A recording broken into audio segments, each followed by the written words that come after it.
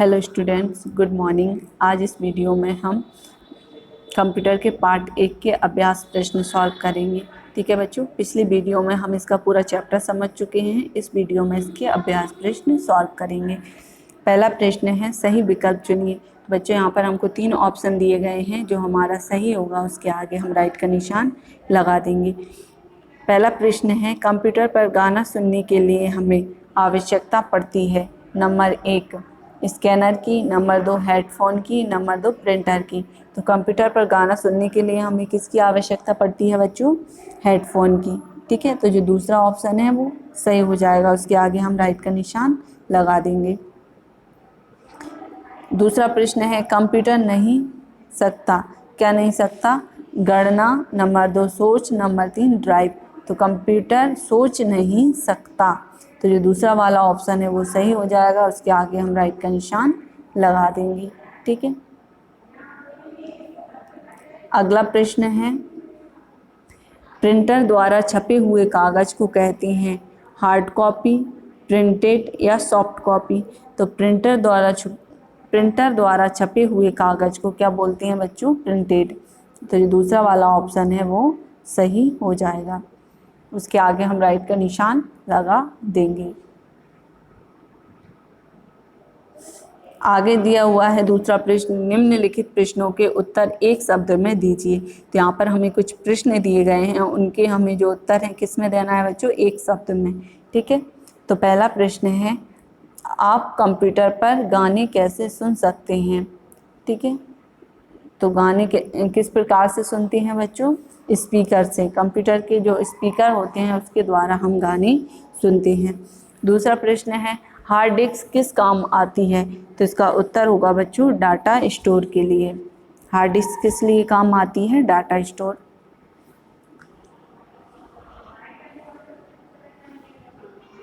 गा नंबर का प्रश्न है, कंप्यूटर के मुख्य भाग कौन कौन से हैं? तो कंप्यूटर के मुख्य भाग कौन कौन से हैं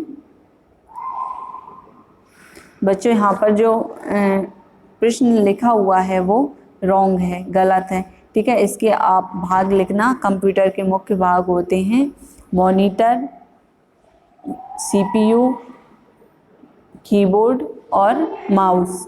ठीक है बच्चों, ये आप अपनी बुक्स में से देखकर लिख लेना। ठीक है, तो कंप्यूटर के मुख्य भागों में क्या क्या लिखोगे आप? मॉनिटर, सीपीयू, कीबोर्ड और माउस। ठीक है, ऐसी 2 मशीनों के नाम लिखिए जिनमें कंप्यूटर चिप होती है। तो इसके लिए हम लिखेंगे बच्चों मोबाइल फ़ोन और वीडियो कैमरा। ठीक है, यहाँ पर हमें 2 मशीनों के नाम लिखना था जिसमें क्या होती हैं? कंप्यूटर चिप होती हैं। तो इसमें हमने मोबाइल फ़ोन और वीडियो कैमरा लिख दिया। ठीक है, आगे चलते हैं। तीसरा प्रश्न है, रिक्त स्थानों की पूर्ति कीजिए। तो यहाँ पर कुछ शब्द दिए गए हैं, उन्हें छांटकर हमें खाली स्थानों में भरना है। तो पहला प्रश्न है, सीडी आपके काम को स्टोर करती है। पहले प्रश्न में पहले खाली स्थान में क्या लिख देंगे बच्चों? स्टोर। ठीक है, आगे दिया हुआ है, मॉनिटर टेलीविज़न की तरह दिखता है। तो जो दूसरा खाली स्थान है उसमें हम लिख देंगे मॉनिटर। ठीक है, कंप्यूटर मनुष्य की तरह नहीं सोच सकता, इसे हमारी निर्देश की आवश्यकता होती है। तीसरे खाली स्थान में क्या लिख देंगे बच्चों? हम निर्देश। ठीक है, स्कैनर आपके चित्रों को कंप्यूटर में स्कैन करता है। तो चौथी खाली स्थान में हम क्या लिख देंगे? स्कैनर। ठीक है, पांचवा खाली स्थान है, कंप्यूटर को हम मेमो की तरह भी प्रयोग कर सकते हैं, जैसे अपने मित्र के जन्मदिन की तारीख। तो जो पांचवा खाली स्थान है उसमें क्या लिख देंगे हम? मेमो। ठीक है बच्चों, आगे दिया हुआ है चौथा प्रश्न, निम्नलिखित प्रश्नों के उत्तर दीजिए। इसके लिए हम अगले पेज पर चलते हैं। पहला प्रश्न है, कंप्यूटर की कुछ विशेषताएं लिखिए। तो इसका उत्तर होगा बच्चों, कंप्यूटर की विशेषताएं निम्न हैं। नंबर 1, कंप्यूटर बेहद तीव्रता से कार्य करता है, मतलब बहुत तीव्रता से, बहुत जल्दी कार्य करता है। दूसरा पॉइंट है, यह विद्युत से चलने वाली एक मशीन है। विद्युत मीन्स होता है बच्चों बिजली या लाइट से चलने वाली एक मशीन है। तीसरा पॉइंट लिखेंगे, कंप्यूटर को हम मेमो की तरह भी प्रयोग कर सकते हैं। चौथा पॉइंट है, कंप्यूटर मनुष्य की तरह त्रुटियां नहीं करता।